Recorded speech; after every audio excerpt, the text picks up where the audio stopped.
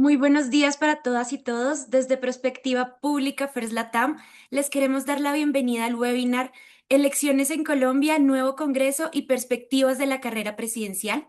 Agradecemos en la mañana de hoy a quienes nos acompañan en este espacio de análisis.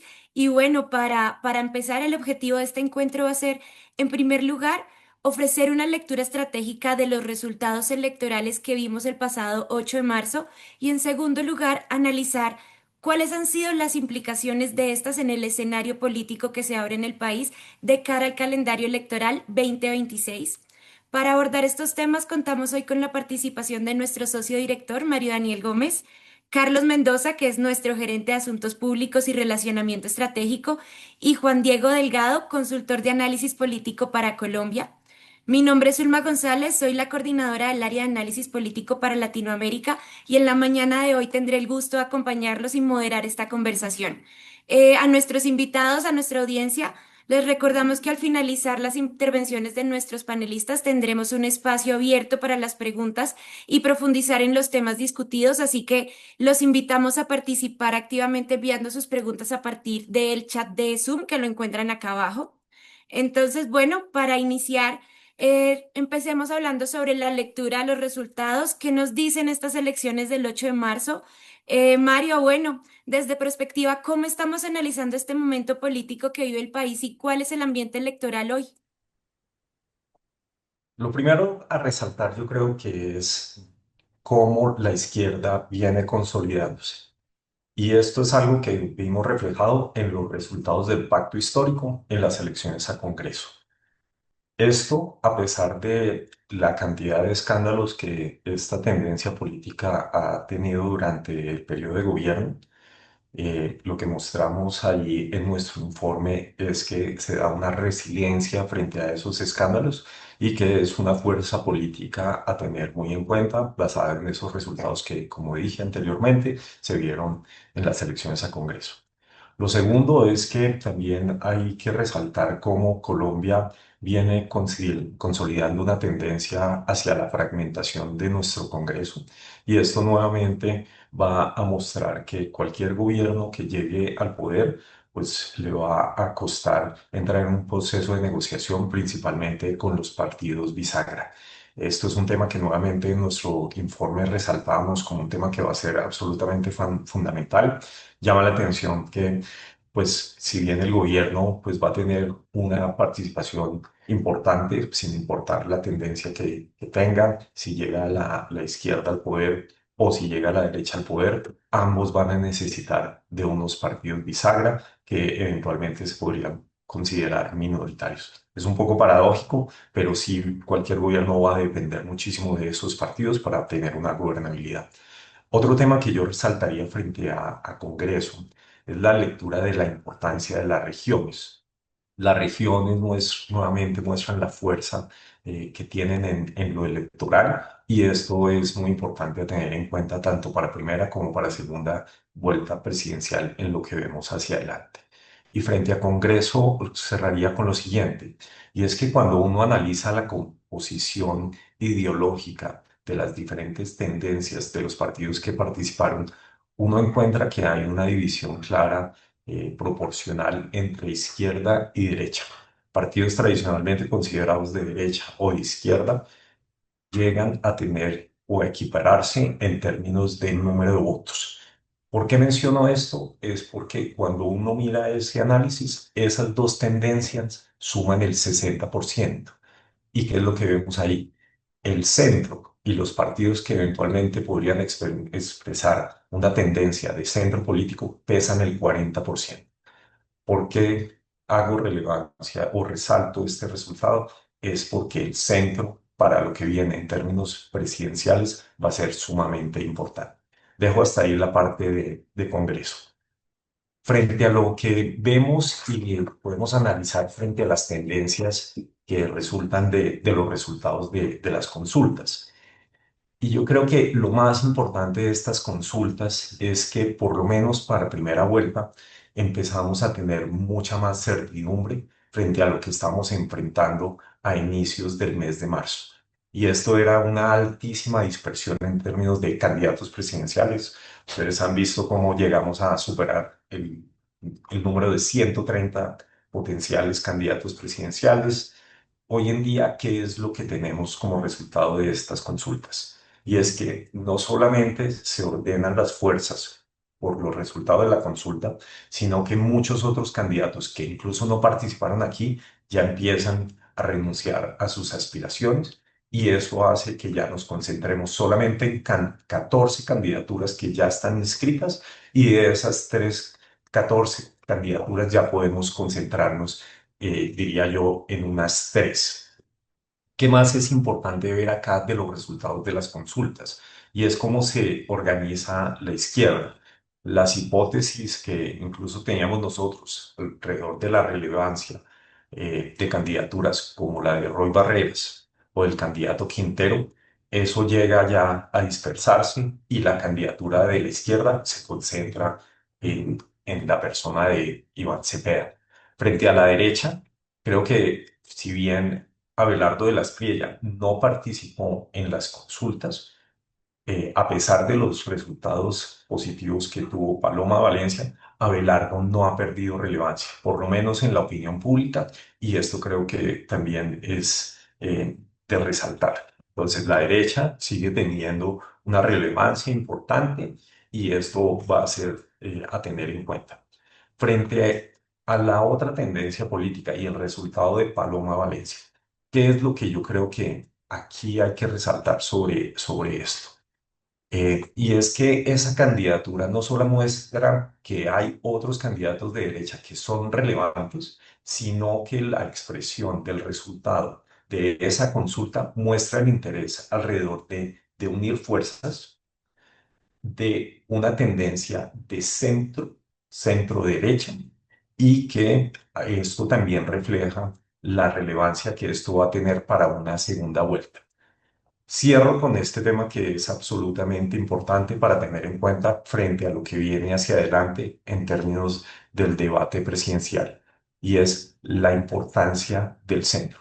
Cuando uno mira los resultados del centro y los compara con los resultados de la derecha, por lo menos en esa consulta donde gana Paloma, Paloma llega a tener un poco más de 3 millones de votos. Si uno suma todos los candidatos de derecha que participaron en esas consultas, esto llega casi a unos 3,5 millones de votos. Pero cuando uno suma los candidatos de centro, estamos hablando que ellos llegan a unos 2 millones de votos y que si se suma una candidata como Claudia López, que participó en otra consulta, estamos hablando que, por lo menos como resultados, ahí el centro está mostrando 2,5 millones de votos. Si se suman a los de Paloma Valencia, ahí es donde se muestra la importancia de unir fuerzas entre la derecha y el centro, y esto tiene una relevancia muy importante.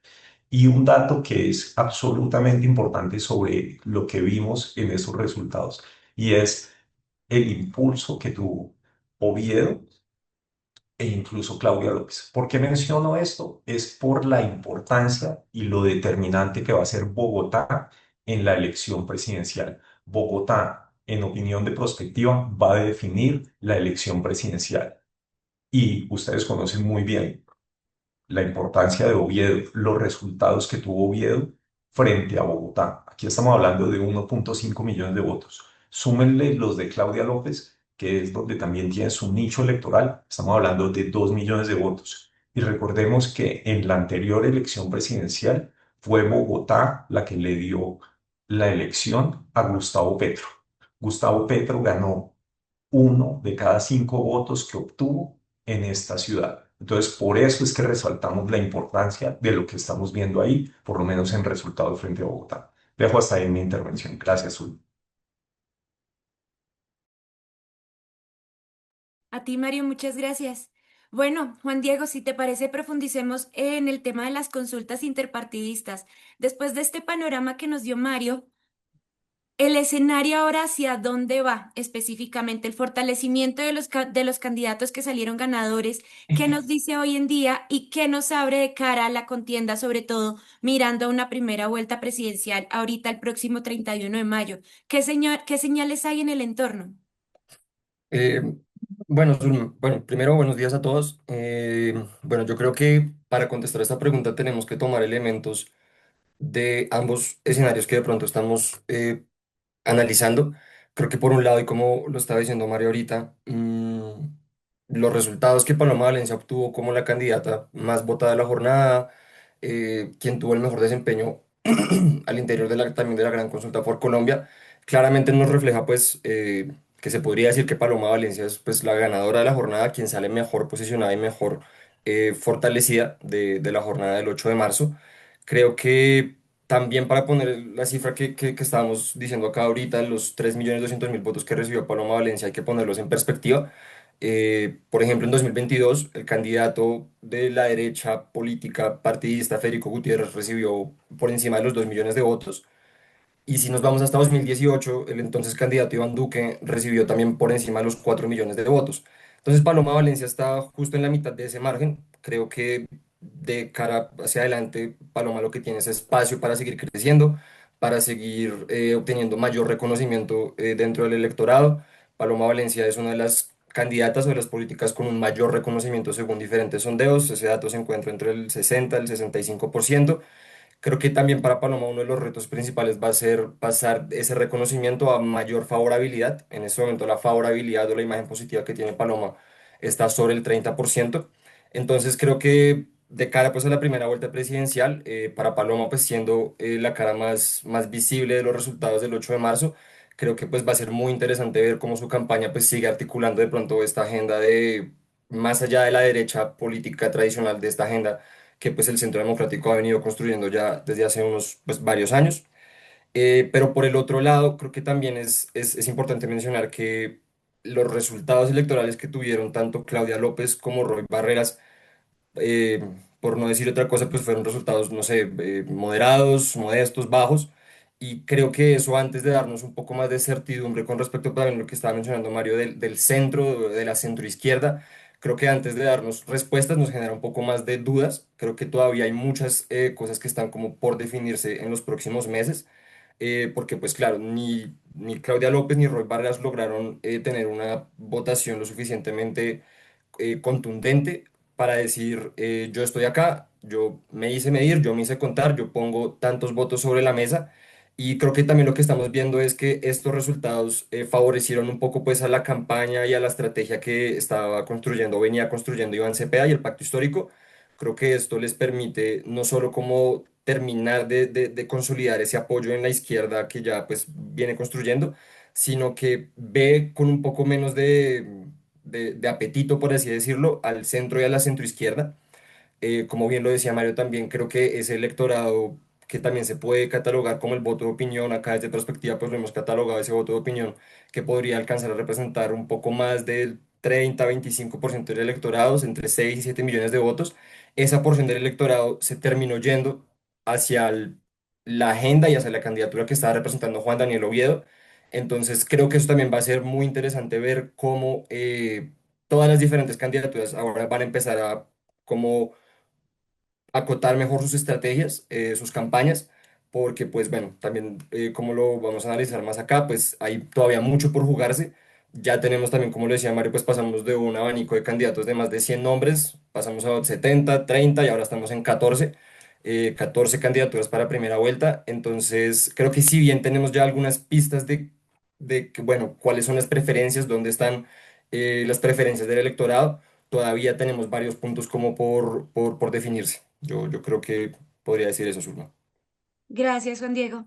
Bueno, Carlos, si conectamos este análisis que nos han dado Mario y Juan Diego, también de cara a los resultados de la consulta y de la elección legislativa, ¿qué lectura deja la nueva composición del Congreso para quienes hoy en día gestionan asuntos públicos en Colombia y que deben construir relaciones con el nuevo gobierno y con el nuevo Congreso en los próximos 4 años? Gracias, Ulma. Y buenos días para todos. Este nuevo Congreso no es muy distinto de los anteriores en el sentido que el sistema político colombiano premia la fragmentación política.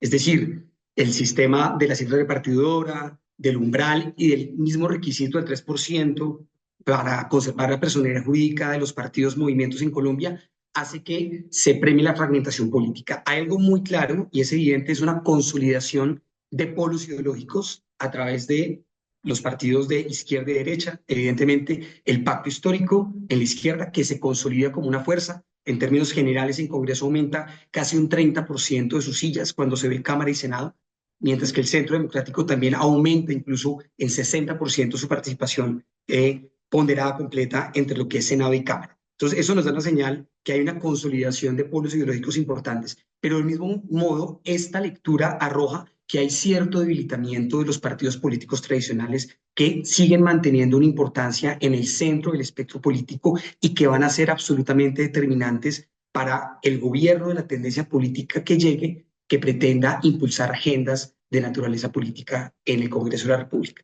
Entonces, digamos que son como dos elementos clave, una mayor polarización que se traduce en unos votos muy importantes de dos aspectos políticos, de la izquierda a la derecha, un debilitamiento de fuerzas políticas tradicionales, pero que siguen jugando un rol determinante en lo que va a ser el juego político. Y algo muy interesante, si hay renovación en el Congreso de la República. Si bien no hay una renovación desde el punto de vista estructural, hay renovación de nuevas caras, más en la Cámara que en el Senado de la República, y eso da lugar a que el hecho de que lleguen nuevas personas, tanto a la Cámara como al Senado, va a permitir naturalmente que haya un debate muy amplio y también una curva de aprendizaje en los procedimientos legislativos que enfrentarán estos nuevos congresistas y en los cuales será naturalmente determinante de qué manera los debates, las conversaciones y las discusiones pueden llevarse a cabo en el Congreso. Entonces, de alguna manera, para consolidar esta conversación, hay una fragmentación que no es nueva. Tengamos presente cuando se habla, aquí ganó más la izquierda que la derecha, ganan los dos en porcentajes distintos. El centro de alguna manera sigue siendo un espectro de conversación determinante que es el que finalmente incide. No hay un bloque mayoritario, hay partidos con mayorías, pero no hay una bancada absoluta mayoritaria. El sistema político en Colombia de alguna manera lo impide. Cuando revisamos en el pasado cuando ha habido un bloque mayoritario o un partido mayoritario, solamente encontramos los ejercicios del año 2010 y 2014. En el 2014, el Centro Democrático llegó a tener 20 curules, pero en el año 2010, con el partido de la U, y en ese momento el presidente electo Juan Manuel Santos llegó a tener a través del partido de la U una representación de 28 curules. En este momento, cuando todavía termina el reconteo de los votos, aparentemente el pacto histórico podría llegar a tener 26 sillas. Tengamos presente incluso algo muy interesante, la popularidad en ese momento del presidente Uribe, que logra endosar de alguna manera ese respaldo al partido de la U y a la candidatura en ese momento del candidato Santos, alcanzaba alrededor del 80%. En este momento, los niveles de popularidad del presidente Petro bordan el 48% y logra una bancada del pacto histórico de alrededor de 25, 26 sillas. Lo que significa que por más que se pretenda elucubrar, no existe hoy la posibilidad estadística numérica que un partido controle más de la mitad más uno de los votos necesarios en alguna de las cámaras, precisamente por la fragmentación. Y en segundo lugar, volviendo a la importancia de los partidos bisagra, tener muy presente que estos partidos de centro van a ser absolutamente determinantes, también porque la fragmentación ha reducido el número de partidos políticos en juego. De los 16 partidos, movimientos solistas que participaron del Congreso, quedan prácticamente vivas alrededor de 9 o 10. Esto significa, tenemos unos partidos consolidados de derecha e izquierda, que ya no se llaman Partido Liberal y Conservador, sino Centro Democrático y Pacto Histórico. Los partidos tradicionales entran como una segunda de partidos o de equipos de la B, por decirlo de alguna manera, pero que son determinantes absolutamente en lo que va a ser el juego legislativo de los próximos 4 años. Muchas gracias, Carlos. Y bueno, aprovecho el momento para recordarle a nuestra audiencia e invitarlos a participar compartiendo sus preguntas en el chat de Zoom, que lo encuentran acá abajo. Al final de estas presentaciones e intervenciones, vamos a destinar un espacio para responderlas. Vamos ahora también con la segunda parte de este webinar y hay entonces las implicaciones hacia la carrera presidencial y cómo estamos analizando la gobernabilidad. Mario, hace un momento mencionabas que hay una fuerte depuración de la oferta electoral en este momento de los candidatos. Pasamos de 130 a 14 candidaturas inscritas el pasado viernes. ¿Cómo vemos hoy la configuración del tablero político? ¿Cómo cambia esto la dinámica hacia la competencia presidencial? Yo arrancaría por lo que mencionaba anteriormente, y es la importancia del centro en la carrera presidencial. Al inicio de la campaña política, pongámonos hace un año, desde perspectiva veíamos que el centro había perdido totalmente la relevancia. Los análisis que hacíamos es que las candidaturas y sobre todo el electorado en ese momento había decidido sus preferencias hacia los extremos y descartábamos cualquier opción que tuviera el centro. Lo que hemos empezado a ver es que desde muchas encuestas que empezaron a salir, principalmente durante 2026, empieza a mostrarse un apetito del electorado hacia el centro. Lo que vemos ahí es que en su momento las encuestas no mostraban que hubiera un candidato de centro que empezara a crecer.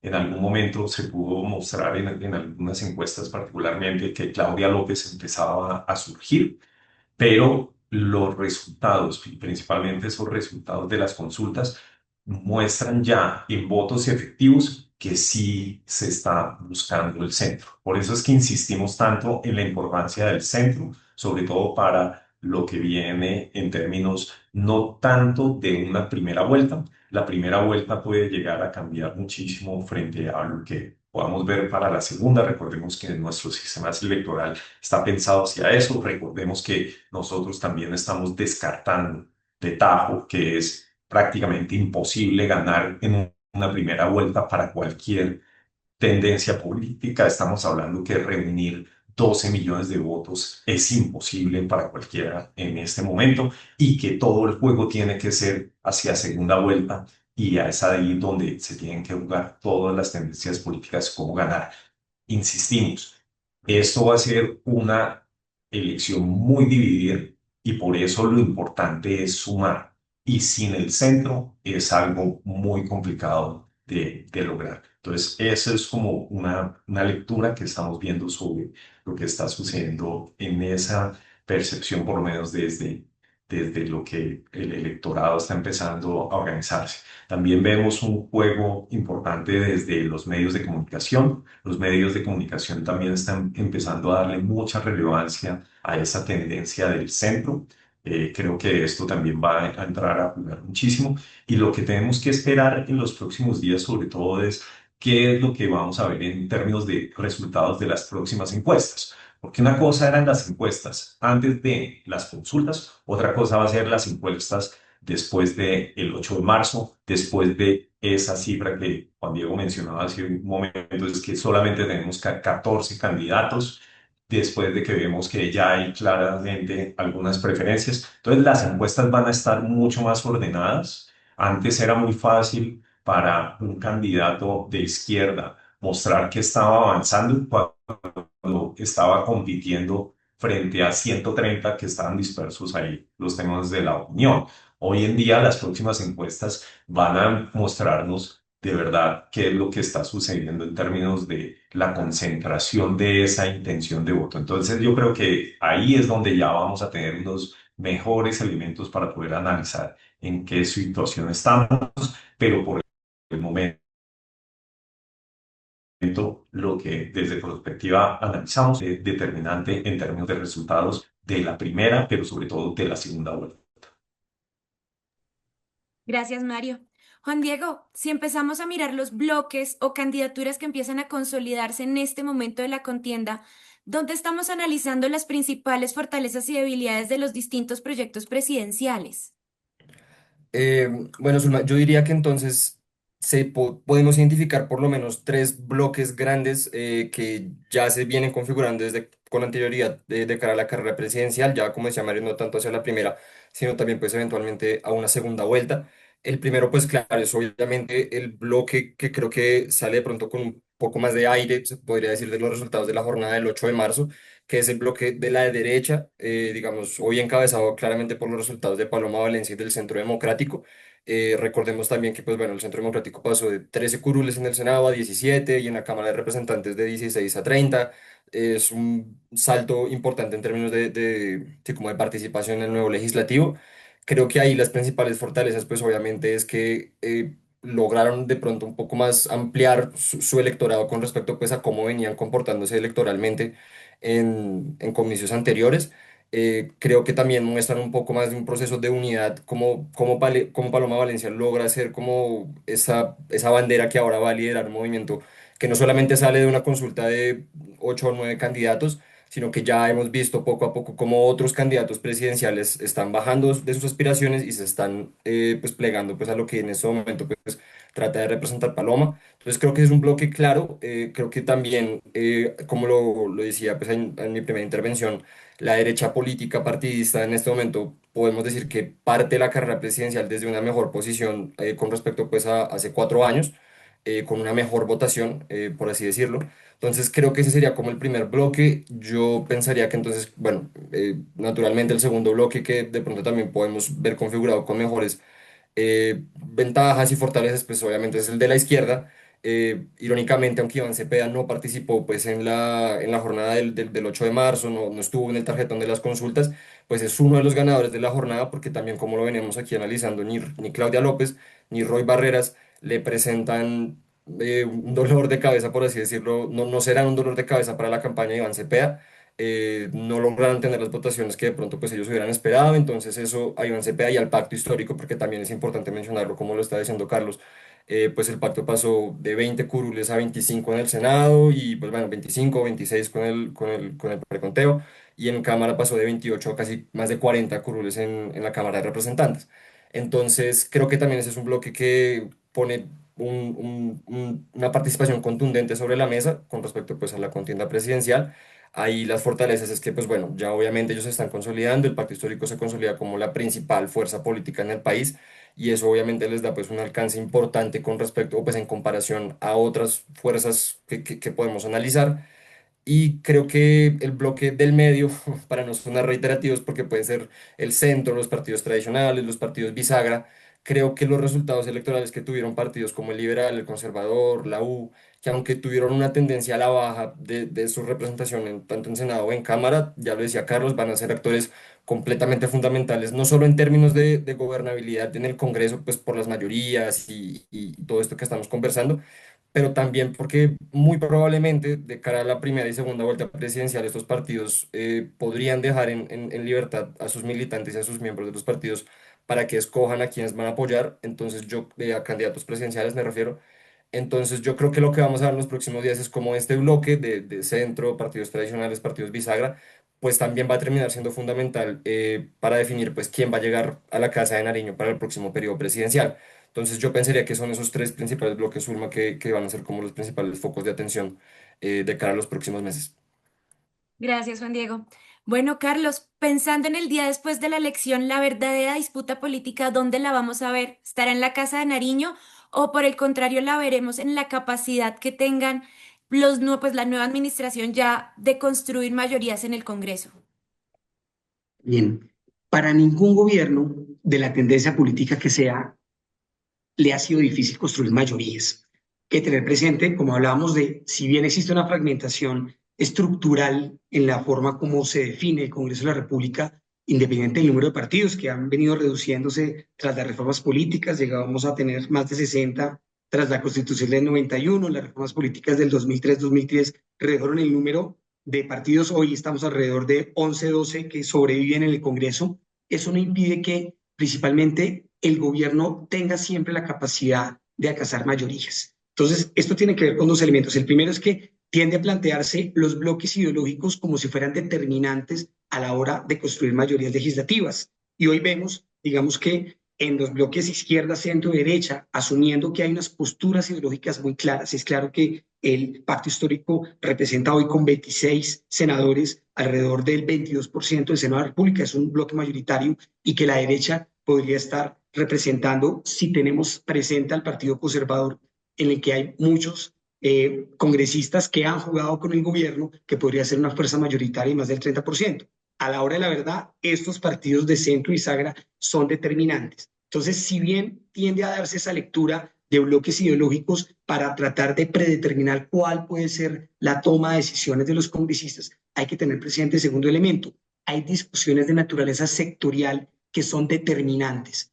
Aquí sigue primando las lógicas territoriales, regionales muy importantes, principalmente en la Cámara de Representantes, más que en el Senado. Seguramente vamos a ver que en la discusión de la ley de competencias, que aumenta los recursos de la evaluación del gasto central del Sistema General de Participaciones del 25 al 39%, va a haber seguramente una mayor anuencia desde la Cámara de Representantes, pese a discusiones de carácter macroeconómico que podrían contrariar las finanzas nacionales, que puedan llevar a construir mayorías. Tengamos presente un dato que tiende a olvidarse. La discusión, por ejemplo, de la reforma laboral en el Senado de la República obtuvo mayorías, logró 57 votos por un sí frente a un 31 de no. Significa que el gobierno siempre tiene la capacidad de construir mayorías porque de alguna manera se cumplen dos elementos. Primero, Colombia tiene un régimen presidencialista en donde el Ejecutivo tiene una predominancia a la hora de tomar decisiones, no solamente en el plan de desarrollo, no solamente en el presupuesto nacional, no solamente en la lógica que permite llevar recursos y poder territorializar programas de importante enfoque social y de gasto público en las regiones. Y ese es un instrumento de negociación muy importante que está de manera latente en las decisiones que toma el Congreso. Por ello, para un nuevo gobierno no será difícil construir mayorías. Tengamos presente que el primer año es un año de alta gobernabilidad que viene por el impulso de una victoria política y tiende el Congreso a tratar de generar una interlocución importante con el nuevo gobierno de cara a la formulación del plan de desarrollo. Y ello explica por qué durante ese primer y segundo años tiende a darse coaliciones mayoritarias favorables al gobierno que le permiten impulsar su agenda legislativa. Seguramente aquí no será distinto, pero insistimos, la lectura debe ser sectorial, así como eventualmente una ley de competencias va a tener una anuencia favorable en la Cámara de Representantes, muy seguramente hay temas que no necesariamente lo van a obtener. Es probable que la discusión de una asamblea constituyente que arrancará en la nueva legislatura a partir del 20 de julio seguramente tenga un debate político mucho más ideologizado que vuelva a generar esta lectura de los bloques ideológicos distinta a las discusiones de naturaleza territorial, presupuestal, regional, donde seguramente el gobierno va a encontrar mayor favorabilidad para construir consensos y sacar adelante mayorías encaminadas a sacar adelante su agenda legislativa.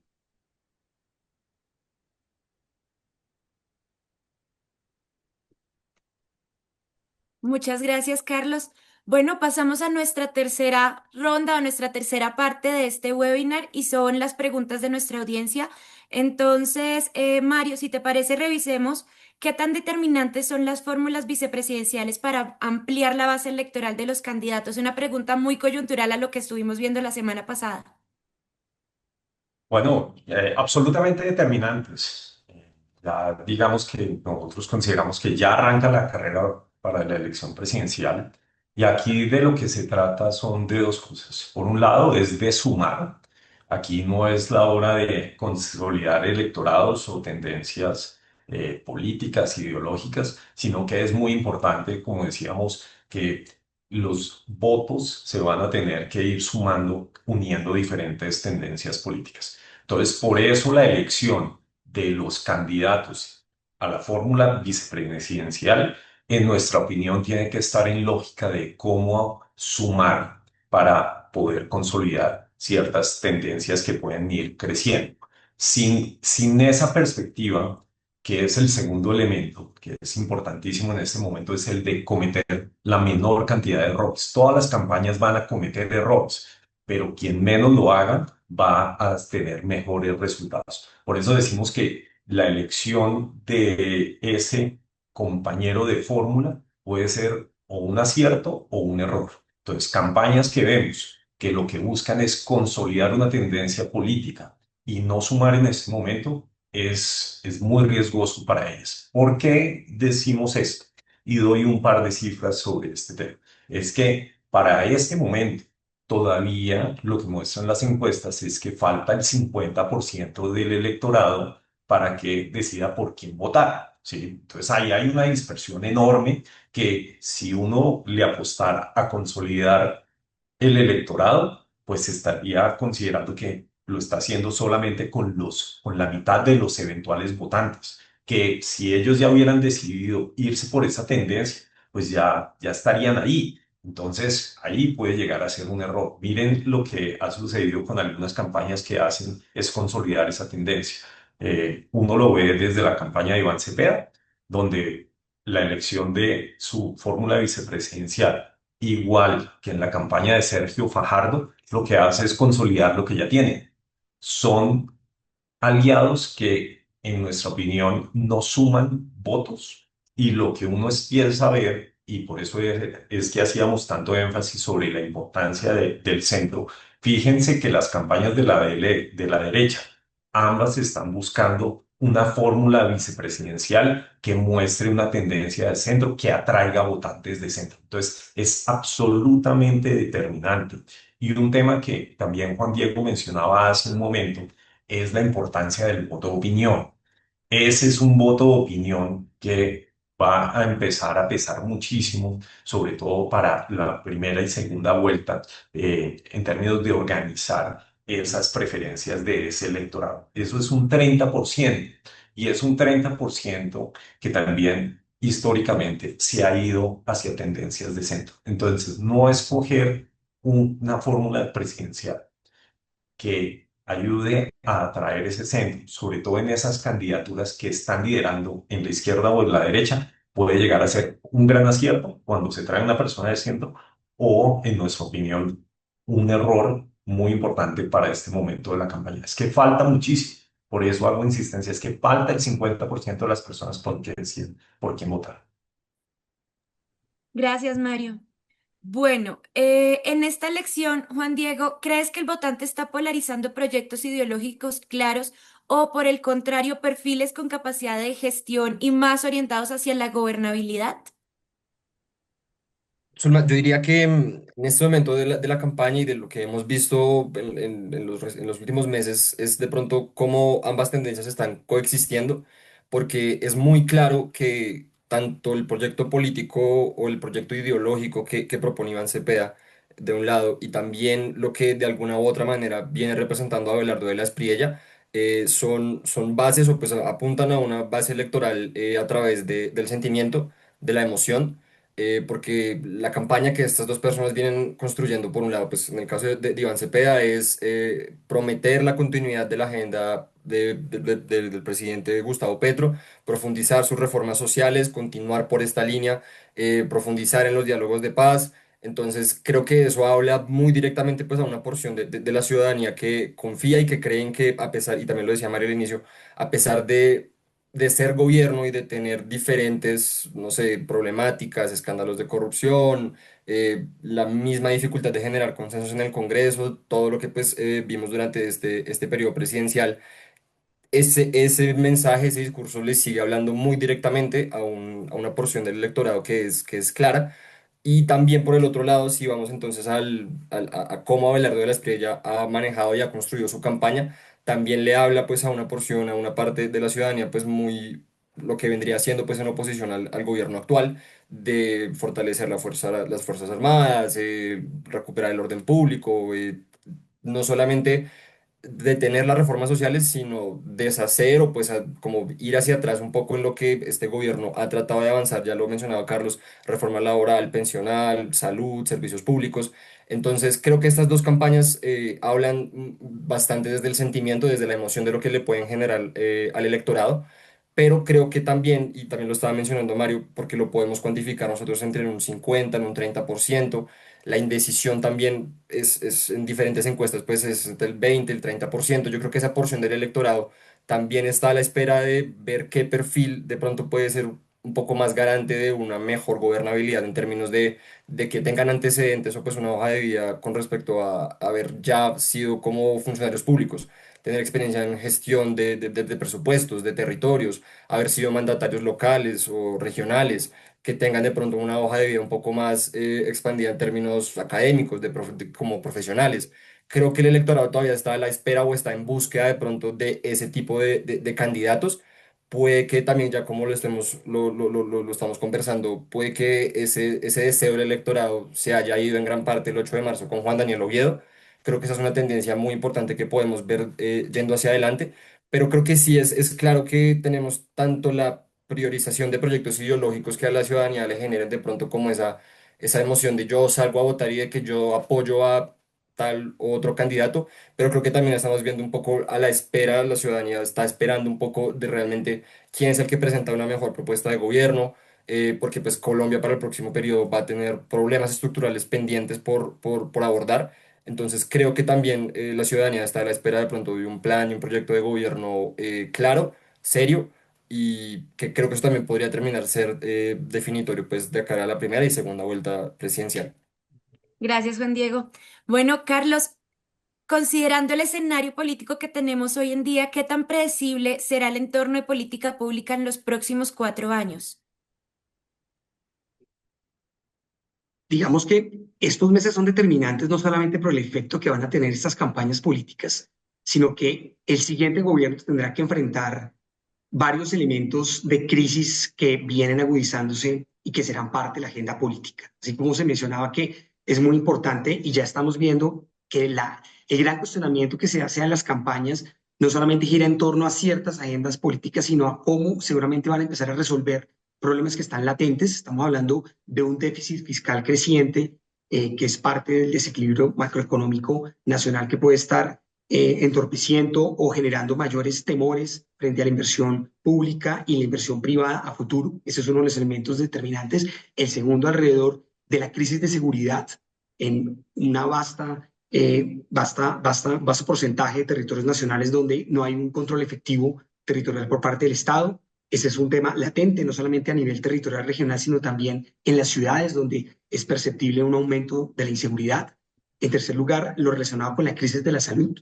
Esa es una de las preguntas que todas las campañas y eventualmente el siguiente gobierno tendrá que resolver, no solamente la crisis de deuda que enfrenta el sistema de salud, sino también la crisis de acceso a medicamentos que hoy enfrenta la mayoría de ciudadanos y que no puede acceder precisamente a este que es un servicio básico. Y esto será determinante porque, volviendo incluso a la pregunta de cómo seducir al centro, al espectro político, teniendo presente que más de un 40-50% de personas, incluso en las preguntas que se hacía sobre la pertinencia ideológica en el Congreso, el 50% no se declara ni izquierda ni derecha.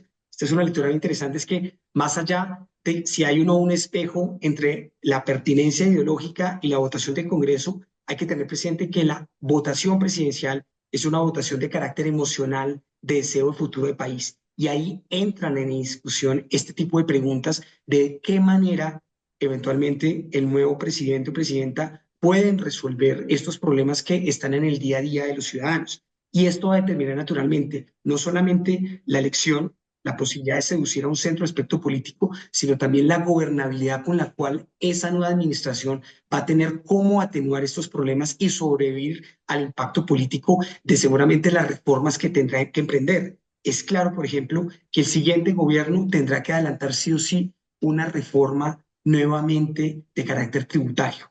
Recordemos incluso, el actual presidente Petro, en el primer año, cuando tiene una coalición de corte tecnocrático-liberal, logró, bajo la cabeza en el Ministerio de Hacienda el ministro Campo, sacar adelante una reforma tributaria.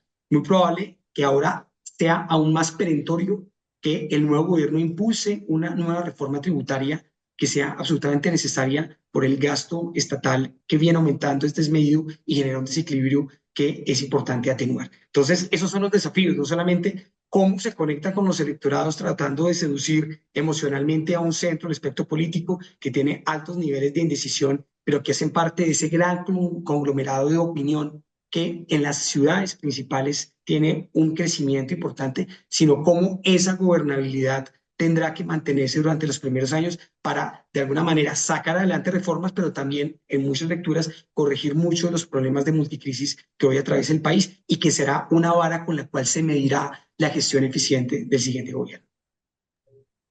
Gracias, Carlos. Bueno, llegamos al cierre de nuestro webinar y antes de despedirnos les agradecemos a todos por acompañarnos en este espacio, a nuestros panelistas, por supuesto, por ayudarnos a entender mejor el momento político que atraviesa Colombia y desde Perspectiva estaremos haciéndole seguimiento permanente a la evolución de estos comicios, de las campañas y al escenario político en general en los próximos meses.